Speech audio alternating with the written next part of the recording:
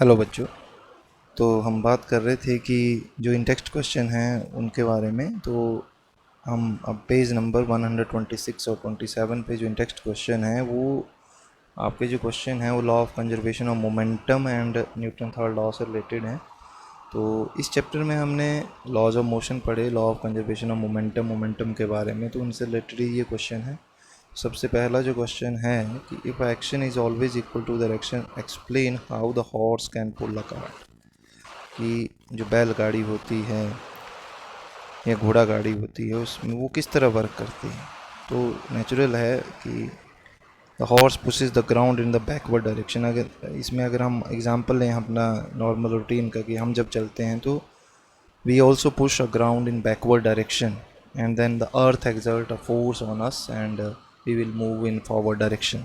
तो यहाँ भी वही होगा, horse pushes the ground in the backward direction, and Newton's third law accordingly, a reaction force is exerted by our earth on the horse in the forward direction. As a result, the cart moves forward.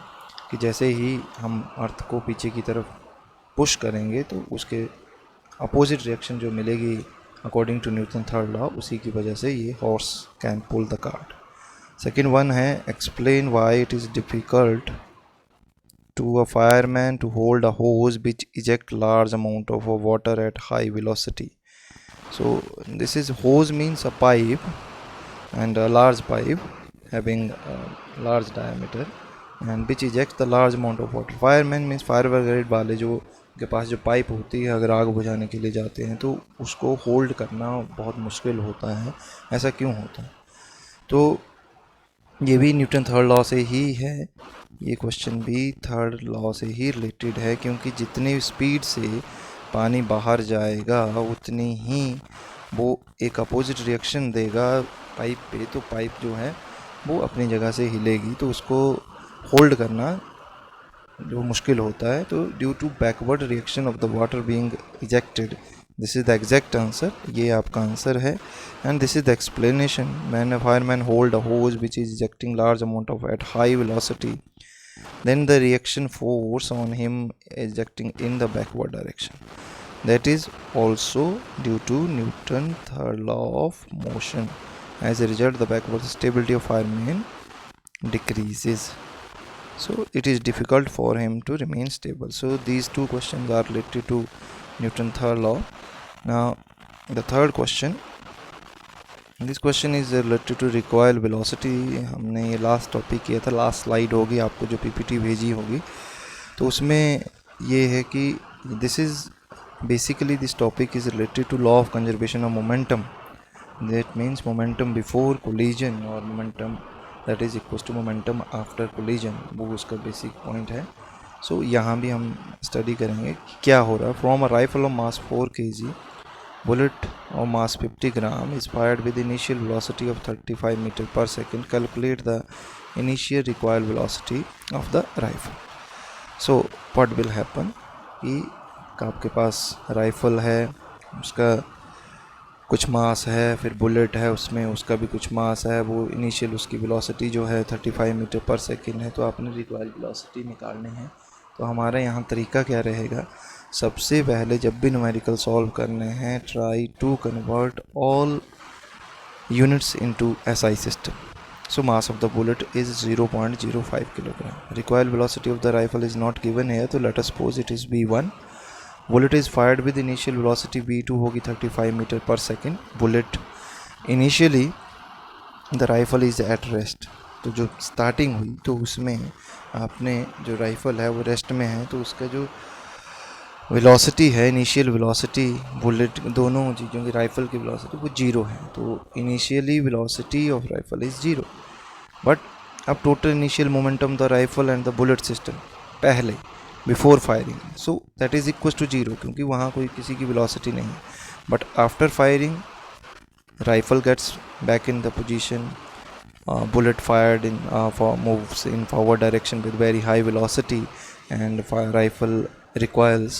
So after firing we have the momentum is m1 v1 plus m2 v2 and 4 v1, that is v1 is the recoil velocity.